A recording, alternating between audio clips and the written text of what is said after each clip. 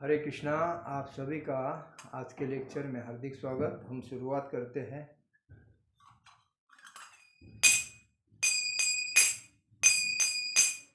जय राधा माधव कुंज विहारी,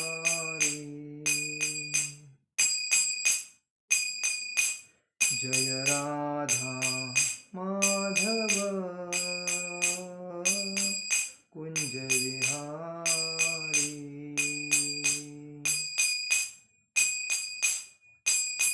गोपीजन वल्लभ गिरिवरधारी,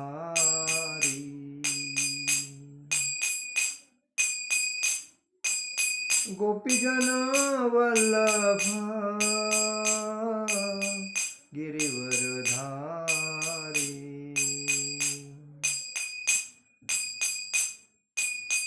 यशोदानंदन ब्रज जनरंजन, यशोदानंदन ब्रज जनरंजन।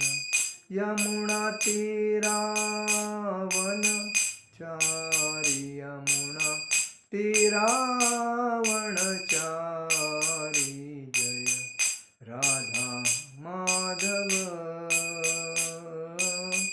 कुंज विहारी,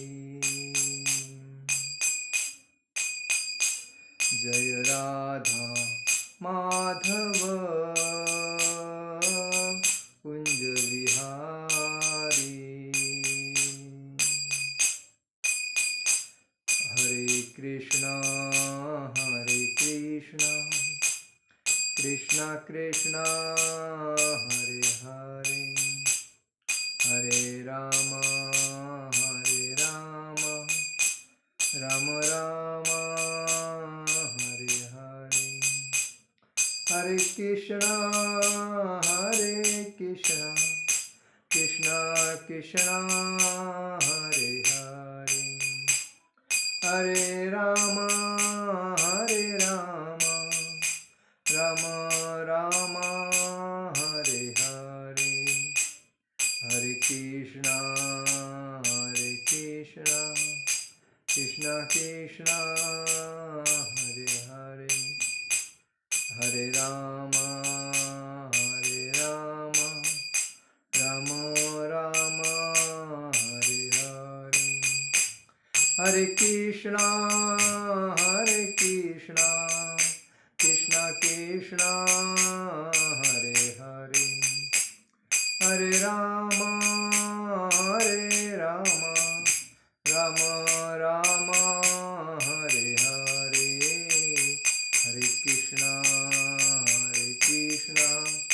कृष्णा कृष्णा हरे हरे, हरे राम राम राम हरे हरे। जय ओम विष्णुपाद परमहंस परिव्राजक आचार्य अष्टोत्तर शत अभय चरणारविंद भक्ति वेदांत स्वामी श्रील प्रभुपाद महाराज की जय। जय ओम विष्णुपाद परमहंस परिव्राजक आचार्य अष्टोत्तर शत भक्ति सिद्धांत सरस्वती ठाकुर श्रील प्रभुपाद महाराज की जय। जय ओम विष्णुपाद परमहंस परिव्राजक आचार्य अष्टोत्तर शत श्री गौर किशोर बाबा जी महाराज की जय।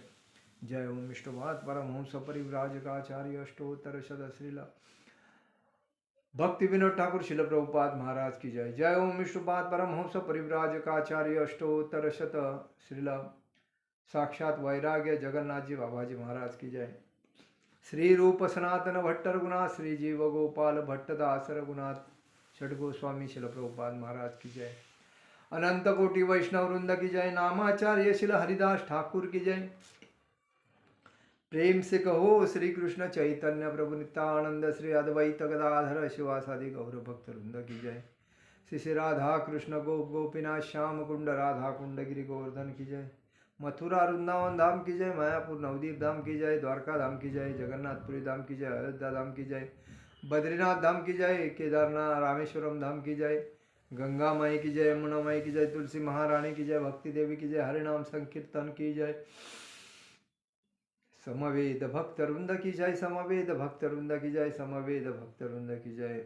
All glories to assembled devotees, all glories to assembled devotees, All glories to assembled devotees. Om Namo Bhagavate Vasudevaya. Om Namo Bhagavate Vasudevaya. Om Namo Bhagavate Vasudevaya. आज हम लोग चर्चा करेंगे दूसरे अध्याय के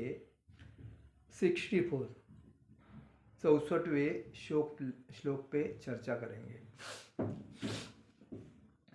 राग द्वेष विमुक्तेस्तु विषयानिन्द्रियैश्चरन् आत्मवैश्य विधेयात्मा प्रसादमंचि गच्छति। राग द्वेष विमुक्तेस्तु विषयानिन्द्रियैश्चरन् आत्मवशे विधेयात्मा प्रसादमधिगच्छति। राग द्वेष विमुक्तैक्षु विषयानिन्द्रियेश्वरम् आत्मवैश्ये विधेयात्मा प्रसादमधिगच्छति। राग म्हणजे आसक्ती, द्वेष म्हणजे वैराग्य से, विमुक्त म्हणजे मुक्त रहने वाले से, तू म्हणजे लेकिन, विषयान म्हणजे इंद्रिय विषयों को, इंद्रियों के द्वारा, चरण भोगता हुआ, आत्मवैश्य म्हणजे अपने वश में, विधेय आत्मा नियमित स्वाधीनता पालक, प्रसादम भगवत कृपा को, अधिगच्छति प्राप्त करता है। अनुवाद: किंतु समस्त राग तथा द्वेष से मुक्त एवं अपने इंद्रियों को संयम द्वारा वश में करने में समर्थ व्यक्ति भगवान की पूर्ण कृपा प्राप्त कर सकता है। तात्पर्य में शिल प्रभुपाद जी लिखते हैं, शिल प्रभुपाद महाराज की जय। यह पहले ही बताया जा चुका है कि कृत्रिम विधि से इंद्रियों पर बाह्य रूप से नियंत्रण किया जा सकता है, किंतु जब तक इंद्रियां भगवान की दिव्य सेवा में नहीं लगाई जाती तब तक नीचे गिरने की संभावना बनी रहती है।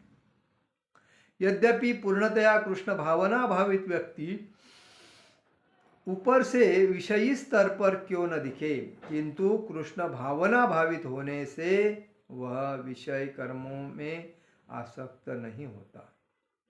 उसका एकमात्र उद्देश्य तो कृष्ण को प्रसन्न करना रहता है, किंतु अन्य कुछ नहीं। अतः वह समस्त आसक्ति तथा विरक्ति से मुक्त होता है। कृष्ण की इच्छा होने पर भक्त सामान्यतः अवांछित कार्य भी कर सकता है, किंतु यदि कृष्ण की इच्छा नहीं है तो वह उस कार्य को भी नहीं करेगा जिसे वह सामान्य रूप से अपने लिए करता हो। अतः कर्म करना या न करना उसके वश में रहता है, क्योंकि वह केवल कृष्ण के निर्देश के अनुसार ही कार्य करता है। यही चेतना भगवान की अद्वितीय अहेतुकी कृपा है। यह चेतना भगवान की अहेतुकी कृपा है, जिसकी प्राप्ति भक्तों को इंद्रियों में आसक्त होते हुए भी हो सकती है। भक्त को इंद्रिय में आसक्त होते हुए भी हो सकती है। ओम अज्ञानतिमिरान्धस्य ज्ञानाञ्जनशलाकया चक्षुरुन्मीलितेन तस्मै श्रीगुरुवे नमः। श्रीचैतन्यमनोभीष्टं स्थापितं येन भूतले स्वयं रूपकदा मह्यं ददाति स्वपदान्तिकम्।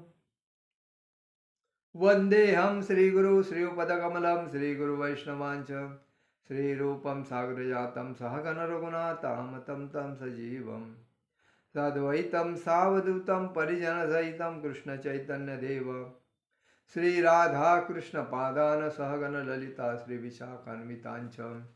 हे कृष्ण करुणा सिंधु दीनबंधु जगतपते गोपेश गोपिकाकांत राधाकांत नमोस्तुते। तप्तकांचन गौरांगी राधे वृंदावनेश्वरी विश्वभानुसुते देवी प्रणमामि हरिप्रिये। वाञ्छाकल्पतरुभ्यश्च कृपा सिंधु हे भवत पतितानां पावनेभ्यो वैष्णवेभ्यो नमो नमः। गुरुवे गौरचंद्राय राधिकाय तदालि कृष्णाय कृष्ण भक्ताय तद भक्ताय नमो नमः। जय श्री कृष्ण चैतन्य प्रभु नित्यानंद श्री अद्वैत गदाधर शिवासादि गौर भक्तवृंद। हरे कृष्ण कृष्ण कृष्ण हरे हरे, हरे राम राम राम हरे हरे। हरे कृष्ण कृष्ण हरे हरे, हरे राम राम राम हरे हरे। हरे कृष्ण कृष्ण हरे हरे, हरे राम राम राम हरे हरे। श्री श्री गौर निताय, श्री श्री कृष्ण बलराम, श्री श्री ललिता विशाखा राधा श्याम सुंदर, श्री श्री जगन्नाथ सुभद्रा बलदेव जी भगवान की जय। तो हम लोग पिछले अध्याय में ये पढ़े थे कि आदमी की बुद्धि भ्रष्ट कैसे होती है। तो इसमें कहा गया था इंद्रियों का चिंतन, मतलब इंद्रियों को वह मतलब कोई इच्छाएं अपनी तृप्त करने के लिए इंद्रियों को अपने मतलब चिंतन करते हैं, मेरे को ये मिलेगा तो क्या फायदा होएगा, ये मिलेगा तो क्या फायदा होएगा। तो इंद्रिय तृप्त करने के लिए जो चिंतन करते हैं तो मनुष्यों की उनमें आसक्ति उत्पन्न हो जाती है। जब हम सोचते हैं कि मुझे कार लेना है, तो फिर बाद में मैं कार लेने के लिए क्या करता हूँ, डॉक्यूमेंट जमा करता हूँ और बाद में बैंक में जाता हूँ कि मेरा महीने का इतना इनकम है तो मुझे कार लेना है, मुझे कार लोन चाहिए। और वो कार लोन लेने के लिए बाद में वो इंद्रिय तृप्ति करने, कार लोन की इंद्रिय तृप्ति करने के लिए वो कार लोन के लिए लोन निकालता है और उसके पूरे चेक पेपर वगैरह चेक करने के बाद मैनेजर उसको लोन सैंक्शन करता है, क्योंकि मुझे कार लेना है। वो ये नहीं सोचता है कार लेने के बाद मेरी कार अच्छी चलेगी नहीं चलेगी, आगे जाके प्रॉब्लम कभी होएगा, इतने लोगों के अपघात होते हैं, मेरा कुछ ऐसा नहीं सोचता है। बोलता है कार लेने के बाद मेरे को जल्दी जाने को मिलेगा, लोग मुझे अच्छे मानेंगे, लोग मेरा आदर करेंगे, अरे देख देख उसके पास कार है, तेरे पास क्या है, ऐसा लोग तो ये उन्नति के वजह से वो इंद्रिय आजकल लोग देखो, एक नौकरी मिलने के बाद एक पगार महीने 6 महीना हो गया, 8 महीना हो गया कि पहला क्या करता है, बैंक में जाता है, उसके ट्रैक जो रहता है 6 महीने के सैलरी का, तो उस पर वो बाइक लेता है, बाइक के में EMI पेड़ता है अच्छी तरह महीने, और उसके बाद वो EMI देख के बैंक उसको प्रवृत्त करते हैं, देखो आपका कार भी लोन मिल सकता है, आप इतने साल में इतने पेड करोगे और इतना महीने में डिपॉजिट करोगे तो आपको कार मिल। तो उसको, क्योंकि बैंक वाले को तो अपना टारगेट कंप्लीट करना रहता है हर महीने का, उसकी रोजी रोटी उसके ऊपर है, तो इसको जब तक मैं गिराक नहीं बनाऊंगा तो मेरा रोटी कैसा सेकेगा। तो ये एक दूसरे के ऊपर डिपेंड होने की वजह से किधर किधर अपने कैंप लगाते हैं। मैं भी एक जगह पे था, तभी कैंप लगाता था, पूरे मेरे पास लोन लेने के लिए आते थे। तो क्या होता है कि लोग लोन लेके जीवन जीते हैं, ये नहीं सोचते हैं कि मेहनत जो हम करते हैं उसमें से थोड़ा खर्चा करो, बाकी का बचाओ, और वो बचा हुआ उसके बाद हम इंजॉय करेंगे, ये नहीं सोचते। लोग क्या करते हैं, पहला लोन निकालो, लोन निकालने के बाद वो आहिस्ता आहिस्ता बैठते रहेंगे, लेकिन अभी तो इंजॉय करने को मिलेगा, घर लेने को मिलता है, घर भी बैंक के लोन से, कार भी बैंक के लोन से, बाइक भी बैंक के लोन से, शादी भी बैंक के लोन से, और शिक्षण भी बैंक के लोन से। कोई भी चीज़ करना है, बाहर विदेश में जाना है, पढ़ाई लिखाई का मानो, वो बैंक के लोन से ही सब होता है। तो लोग अपने सर पे लोड लेते हैं, बोझा लेते हैं, और बाद में भागने को देखते हैं, और उसमें एक भी मतलब प्रॉब्लम क्रिएट होगा तो पूरा लोड इसके ऊपर गिर जाता है।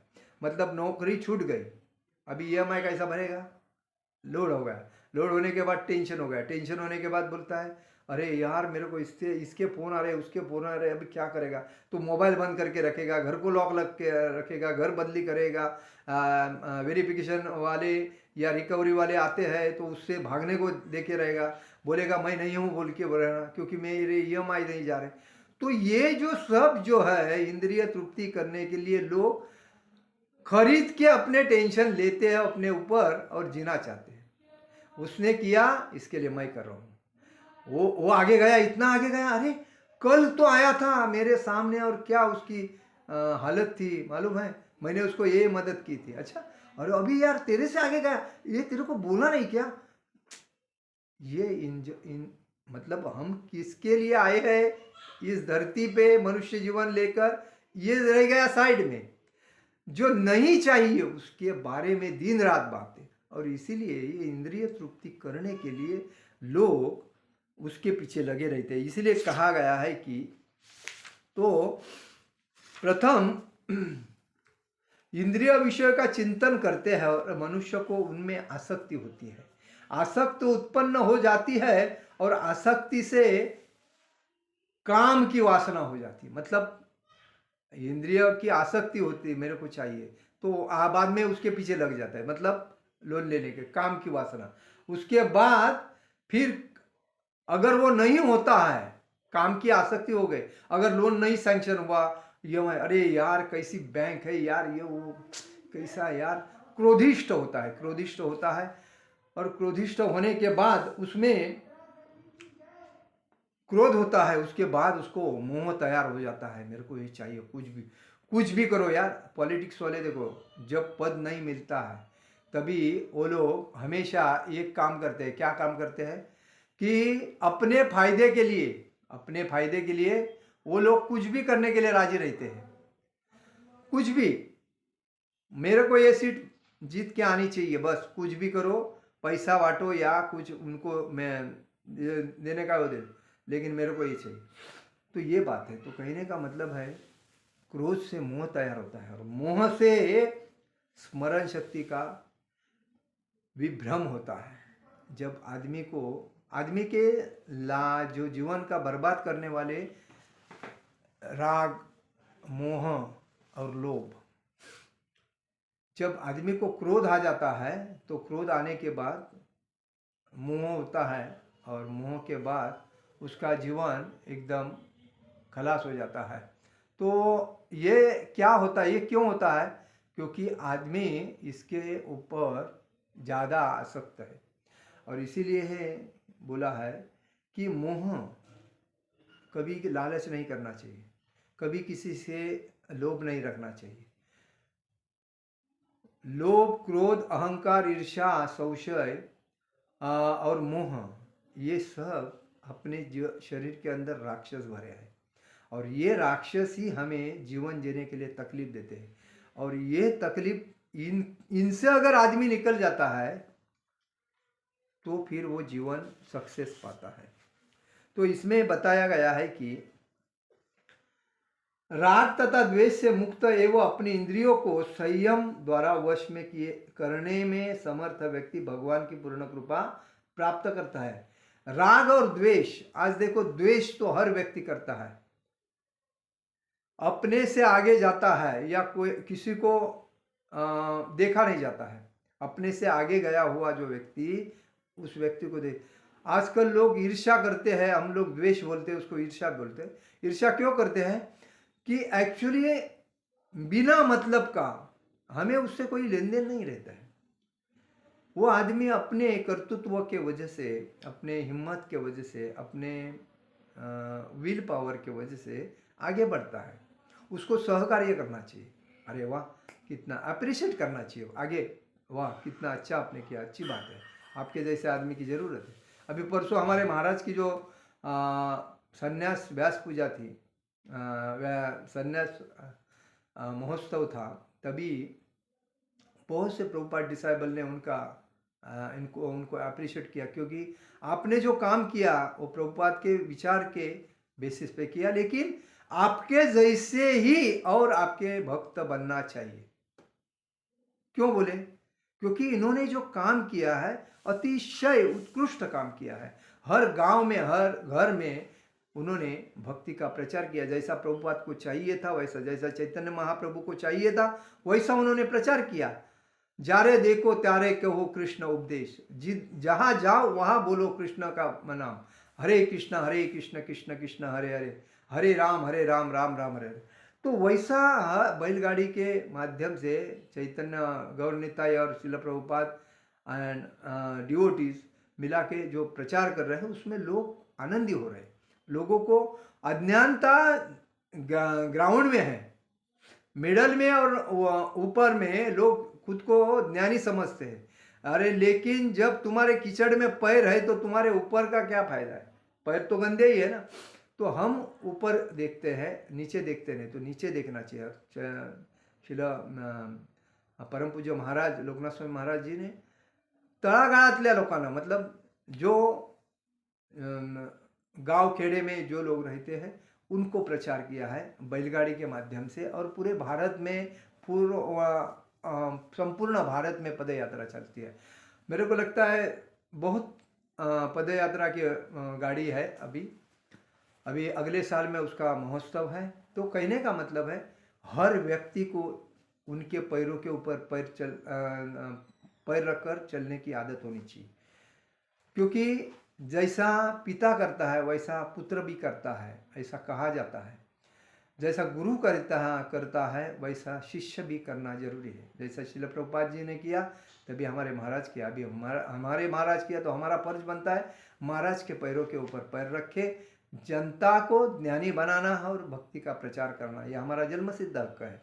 तो कहने का मतलब यही है कि हमें किसी के ऊपर राग नहीं करना चाहिए, हमें किसी का दोष नहीं करना चाहिए। मुंह पे अच्छा बोलना है और पीछे से उसकी बुराई करना एकदम बेकार है। महाराष्ट्र ये संतों की भूमि है। जितने भी संत हुए हैं महाराष्ट्र में, जैसा कि पुंडलिक, वो अपने माता पिता की हमेशा सेवा करता। एकनाथ, ज्ञानदेव, सोपान, मुक्ताबाई, निवृत्ति, ज्ञानदेव, तुकाराम, ये जो सब जो है ये संत है। तुकाराम महाराज उनके पहले जो दादा परदादा वगैरह थे विश्वाम्बर थे, वो जब भगवान विट्ठल का दर्शन करने गए तभी उन्होंने विट्ठल का दर्शन करते ही विट्ठल ने उनके मन में कहा कि कितने अच्छे हो। इन्होंने विट्ठल को कहा आपका रूप देखते ही रहूं, बस इधर से नहीं जाऊंगा। तो बार बार उनका दर्शन लेने के लिए आते। दर्शन लेने के बाद तो बाद में विट्ठल बोले देख तू बार बार मेरे को देखने आ रहे हो, तो अभी मैं तेरे पास आऊँगा देहू में, और तेरे पास आके ही उधर रहूँगा। तो देखिए भगवान विट्ठल देहू में गए। उसके बाद उनके पुत्र विश्वम्भर के पुत्र, उनके पुत्र, उसके बाद तुकाराम महाराज जी। और इसके ऊपर हम लोग एक प्रवचन देंगे तुकाराम। लेकिन तुकाराम महाराज भी व्यवसाय करते थे। व्यवसाय में कभी प्रॉफिट होता था, कभी लॉस होता था, लेकिन उनकी दो पत्नियां थी। तो उसमें वो कभी उनको कोई भी आदमी अगर मिलता था और उनको बोलता था कि मुझे मदद चाहिए, वो तुरंत मदद करते थे। ऐसा नहीं कि मेरे घर में कुछ नहीं है तो मैं अभी ये व्यवसाय किया हूँ तो घर वाले के हाथ में दूंगा, बाद में घर वाले बना के देंगे। ऐसा भी हुआ है कि एक बार वो कोकन में जाके मिर्ची का व्यवसाय किया था उन्होंने। मिर्ची का व्यवसाय करने के बाद उधर से उनको प्रॉफिट अच्छा मिला। प्रॉफिट लेके घर पे आए तो रास्ते में एक कोई उनको भक्त मिला। एक भक्त नहीं था, चीटर था, मतलब चोर था, लेकिन उनको लगा ये अच्छा आदमी है। उसने क्या कहा उनको, देखो ये सोने का जो कंगन है ये सोने का है, तो ये इतने रुपए का है, अगर आप लेते हो तो आपको बहुत फायदा होगा। उसने उसको पैसा दे दिया, वो ले लिया और घर पे आए। घर पे आने के बाद बोला आपको प्रॉफिट कितना हुआ बिजनेस में, मतलब मिर्ची के व्यवसाय में। बोलता प्रॉफिट तो हुआ लेकिन मैंने ये खरीद के लेके आया। क्या? तो और जब उसको लेके जब सोनार के पास गए और सोनार देखता है अरे ये तो तांबा है, ये सोना तो है नहीं, वो फंस गया। तो ऐसे में कुछ नहीं बोले, वो चुपचाप रहते थे। अभी गलती हुआ है ना चुप, लेकिन द्वेष नहीं करते थे। उनको लोग ऐसा बोलते थे अरे वो कालिया की भक्ति क्यों कर रहे हो, उससे किसका भला हुआ है। आप अपना घर प्रपंच देखो, बाल बच्चे, आपके पत्नी है, बच्चे है, अपना घर परिवार देखो, अच्छी तरह कमाओ खाओ। लेकिन वो कभी नहीं सुनते थे लोगों का, क्योंकि वो क्या करते थे, वो अपने भक्ति में तल्लीन रहते थे। वो फायदा हुआ, नुकसान हुआ, तकलीफ हुआ और कोई पत्नी भी उनके ऊपर गुस्सा करती थी बार बार, तो भी वो कभी पत्नी को बोलते नहीं थे। वो चुपचाप सुनते थे और अपने भक्ति में दंगल रहते, विट्ठल विट्ठल पांडुरंग पांडुरंग पांड। इसलिए उन्होंने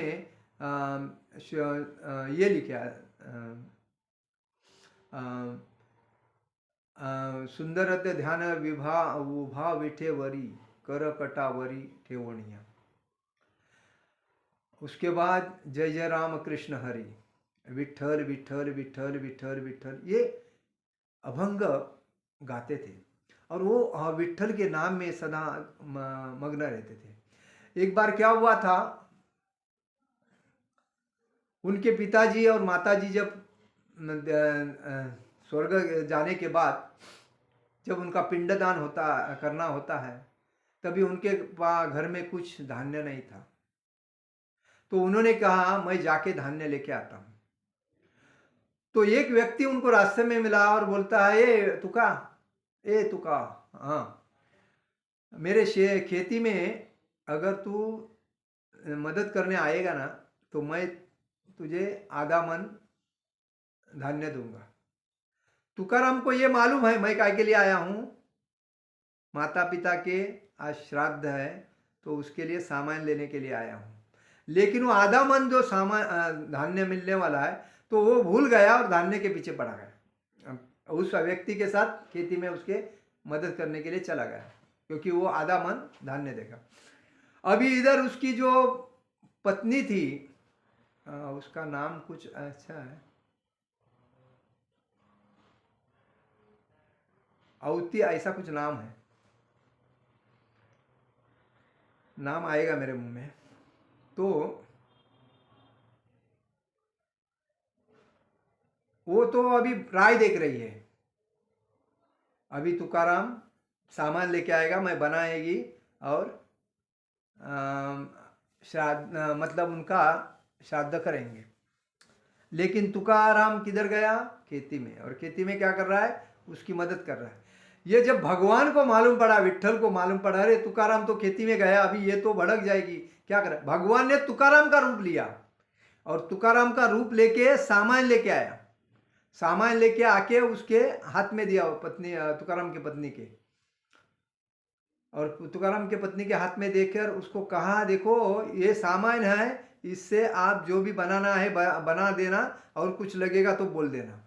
उसके बाद उसको बोला, देखो अभी मैं सभी गांव वाले को बुलाने जा रहा हूँ, आप बना के रखना।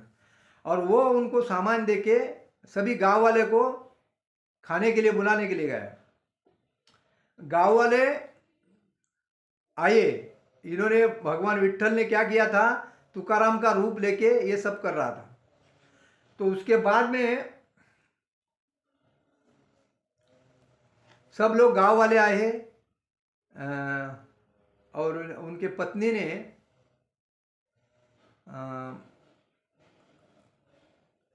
सब सामान, ये पदार्थ वगैरह अच्छे अच्छे बना के उनको सब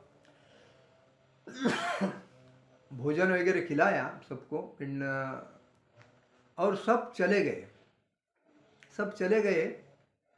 और विट्ठल भगवान उसको कहा, उनके तुकाराम के पत्नी को, देखो इनको सबको मैं छोड़ के आ रहा हूँ, और वो अपने चले गए।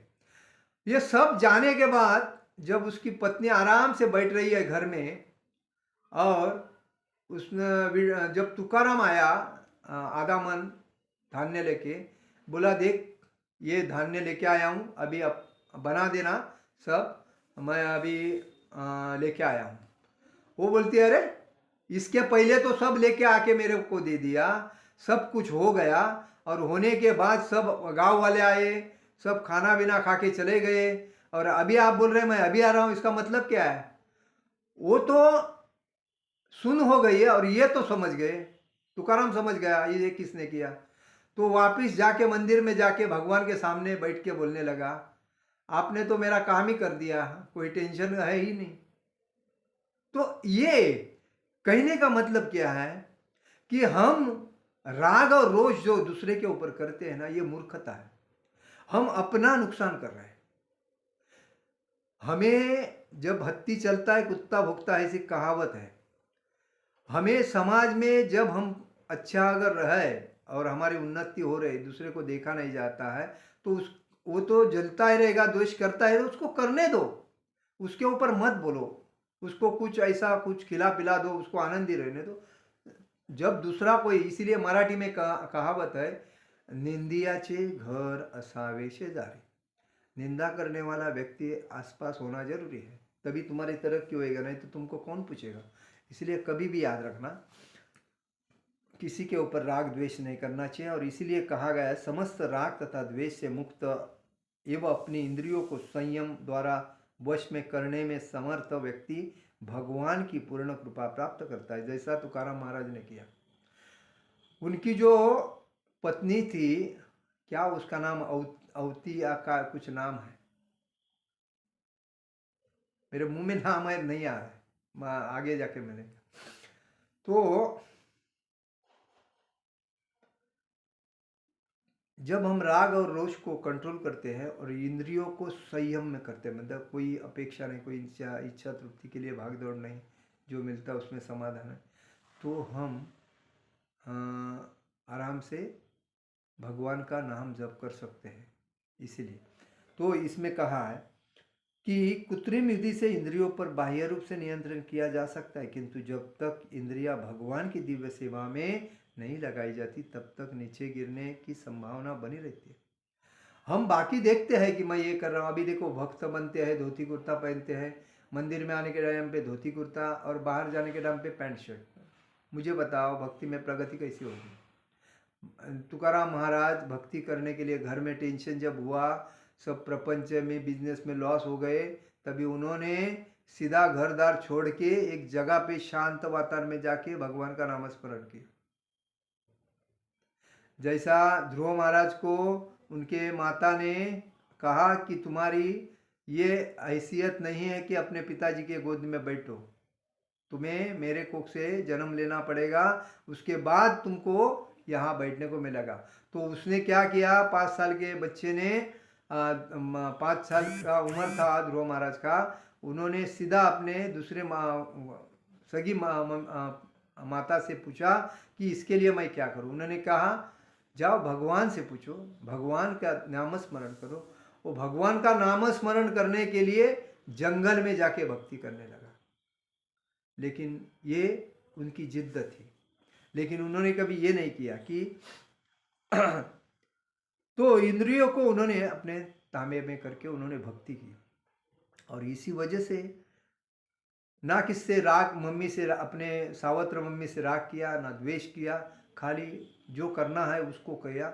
और वो जाके मधुवन में एक पेड़ के नीचे बैठ के नारद मुनि के सल्ले से, उन्होंने, नारद मुनि उनके गुरु, उन्होंने, नारद मुनि ने उनको मंत्र दिया, बताया कि क्या कैसा करना है, और उस बेसिस पे उन्होंने भगवान को प्राप्त किया। तो कहने का मतलब है कि हमें राग द्वेष नहीं, किसी के ऊपर नहीं करना चाहिए, अपने घर में भी अपने पत्नी के ऊपर नहीं करना चाहिए, बच्चों के ऊपर भी नहीं करना। जो बच्चा आया है हमारे उधरी, तो पूर्व जन्म का कोई अपना है, इसलिए आया, उसके कर्म का वो रहेगा। लेकिन उसको उसके पैर पे खड़ा रख करके, उसके पैर पे खड़ा करने के बाद उसको बाजू करना या करेगा, उसमें अपन इंटरफेयर नहीं करना चाहिए। उनका भला करके देना अपना कर्तव्य है, लेकिन इंटरफेयर नहीं करना चाहिए। तो कहने का मतलब यह है कि हम हमेशा दूसरे के ऊपर राग द्वेष करते हैं, क्योंकि हम वो नहीं कर सकते हैं, इसलिए हम राग करते हैं। वो कर रहा है, उसको सहकार्य करना चाहिए। तभी हम जब शांत रहेंगे, हम दूसरे को अप्रिशिएट करेंगे, कभी उसको नीचा नहीं बताएंगे, तो ऑटोमेटिक अपना भक्ति में प्रगति होगी। हम जब राग द्वेष करते हैं, दूसरे के ऊपर गुस्सा करते हैं, हमारी भक्ति नष्ट होती है और हमारे खून भी कम हो जाता है और हम नीचे डाउन में गिरते हैं। इसीलिए कभी भी तो भगवान को प्राप्त करना है तो हमें भगवान के भक्त के जैसे गुण होने चाहिए। जैसे प्रहलाद महाराज, जैसे अमरीश महाराज ने भगवान के भक्ति में सब कुछ त्याग किया, पत्नी को भी त्याग किया, और दूसरी बात अपनी पूरी इंद्रियां भगवान के भक्ति में समर्पित किया। जो जो इंद्रियां अपनी हैं सभी को, पिछले महीने अध्याय में बताया था, सभी इंद्रियों को अपने भगवान के भक्त में सेम ऐसा, तभी वो व्यक्ति भागवत धाम में जा सकता है कृष्ण भावना भावित होकर।